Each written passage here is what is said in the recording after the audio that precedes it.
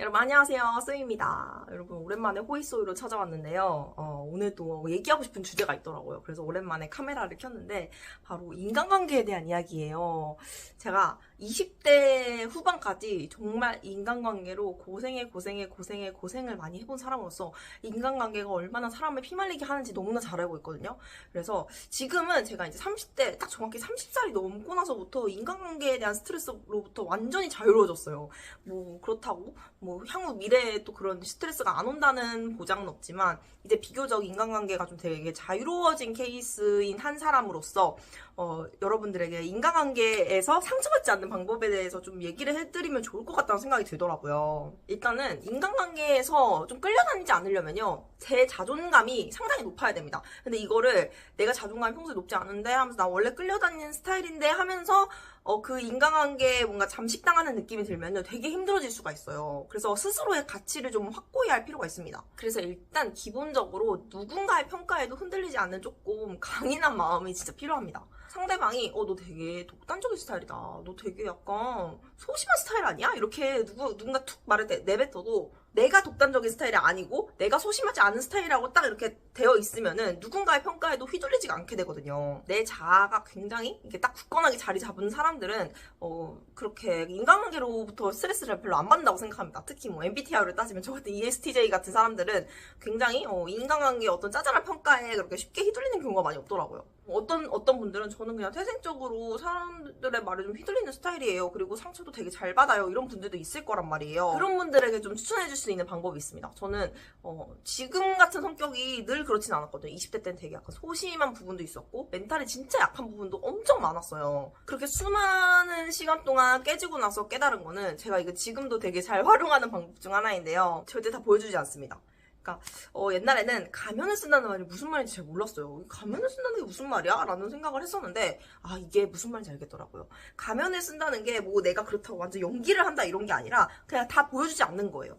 옛날에는 진정한 우정이라 하면 서로에게 모든 걸 다 털어놓고 정말 거리낌 없이 모든 게 다 투명하게 보여주는 게 진정한 우정이고 그런 거라고 생각을 했거든요. 근데 아니다. 정말 이제 나이가 먹고 깨달아 보니까 적당한 경계는 오히려 우정을 더 단단하고 견고하게 만들어주는 경우가 있더라고요. 이게 정말 나의 모습을 다 보여주면 힘들다고 생각이 드는 게 정말 흔한 케이스 중 하나죠. 뭐냐면 정말 굉장히 친한 친구라고 생각을 했어요. 정말 나에게 나의 모든 것을 털어놓을 수 있고 내 상처도 이야기할 수 있는 그런 사람이 있어서 다 털어놨는데 이 친구가 나중에 어디 가서 막 콩담을 늘어놓는 거죠. 내 얘기를 그냥 아무렇지 않게 막 이렇게 가볍게 한다던가. 사실 내가 이렇게 말로 내뱉는다는 거는 이게 사실 비밀이 지켜질 수가 없어요. 되게 힘들다고 생각을 하고 내가 말하는 거 하나하나가 그냥 이게 공기 중에 이렇게 퍼진다고 생각을 하게 되더라고요, 어느 순간부터. 그래서 내가 이제 비밀을 말한다고 해도 이거 사실상 내 비밀이 아닌 거지. 그냥 이제는 이거는 이제 공공연한 비밀이 될 수밖에 없는 거죠. 그래서 이제 어느 순간부터는 이제 내 얘기를 다 하지 않게 되는 거죠. 그리고 이게 너무 습관이 지금은 되다 보니까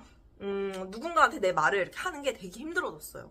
그래서 제가 진짜 친구들한테 많이 듣는 얘기가 나 너무 내 얘기만 한 것 같아, 소연아 미안해, 이런 얘기도 많이 듣고, 너는 왜 너 얘기를 안 해? 너 얘기도 좀 해봐 하면서 이렇게 약간 친구들이 물어보는 경우가 정말 많은데, 전 진짜 이게 너무 습관이 되다 보니까 이제 뭘 얘기할지 모르겠는 거예요. 차라리 이 귀 기울여 듣는 게 훨씬 편하고, 어쩌다 보니 이런 사람이 됐는데 이게 사실 되게 편합니다. 되게 꿀팁이에요. 그래서 어느 순간부터 사람 만나는 건 좋아하고 듣는 것도 좋아하는데 이제 말을 안 하는 게 습관이 되었다. 근데 하지만 이게 인간관계로부터 상처받지 않는 되게 좋은 꿀팁이다라는 생각이 들면서 정말 한 2년 3년 된 것 같아요. 얘기를 이제 말을 잘 안 하게 되는 거.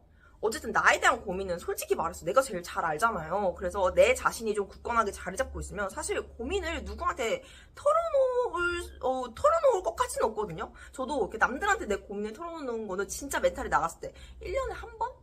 1, 2년에 한 번 정도는 누군가한테 정말 제가 먼저 막 전화를 해서 털어놓는 경우는 있지만, 웬만하면은 인간관계에서는 다 보여주지 않는 것도 상대방한테도 더 편한 부분이 될 수가 있겠더라고요. 그래서 이제 9번 들어주면 한 번 내 얘기를 하는 정도? 근데 그 한 번 내 얘기를 할 때도 너무 가식적이게 얘기하는 게 아니라 솔직하게 내 얘기를 하는 거죠.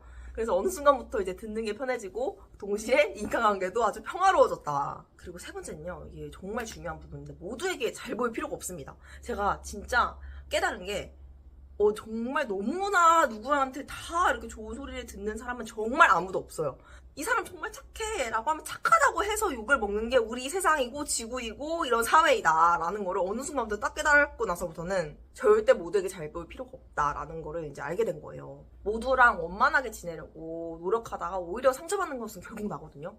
모두랑 원만하게 잘 지내려고 싱글벙글 웃으면서 노력하고 하다가 상처받는 건 결국 내 몫이거든요. 그냥 인생 편하게 사는 게 제일 편합니다. 인간관계는 노력하면 노력할수록 결국 상처받는 것은 나이다. 그렇기 때문에 관심의 범위를 너무 넓힐 필요가 없습니다. 내 바운더리에 좁은 인간관계더라도 이 친구들이랑 잘 맞고 재밌게 지내면 그게 또 최고더라고요.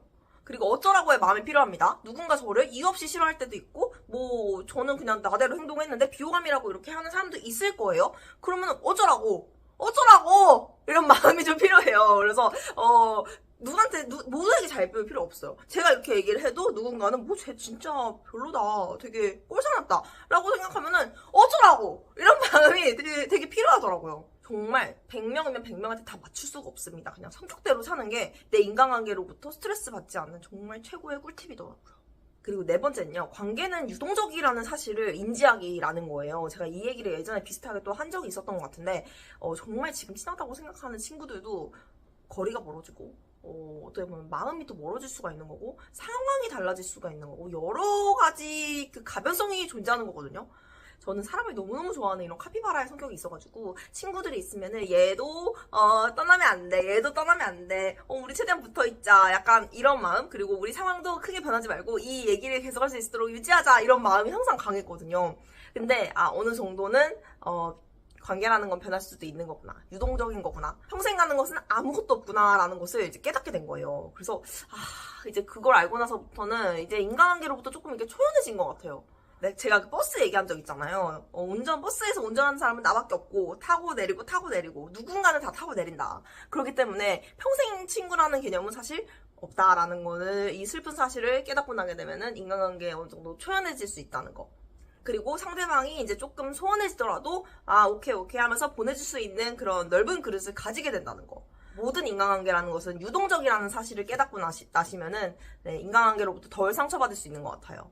네, 그래서 오늘은 인간관계에서 상처받지 않는 방법에 대해서 이야기를 해봤는데요. 제가 촬영하면서 이 마이크를 차는 거를 깜빡했더라고요. 그래서 최대한 크게 말씀을 드렸는데 여러분들은 인간관계에 상처받지 않는 방법이 있는지 궁금해요. 저는 이렇게 좀 산전수전을 다 겪으면서 내린 결론이 오늘 그런 영상의 내용이거든요. 그래서 여러분도 혹시 인간관계에서 그런 상처받지 않는 방법, 이런 꿀팁이 있다면 언제든지 댓글 달아주시고요. 저는 그럼 다음 영상에서 만나도록 할게요. 안녕!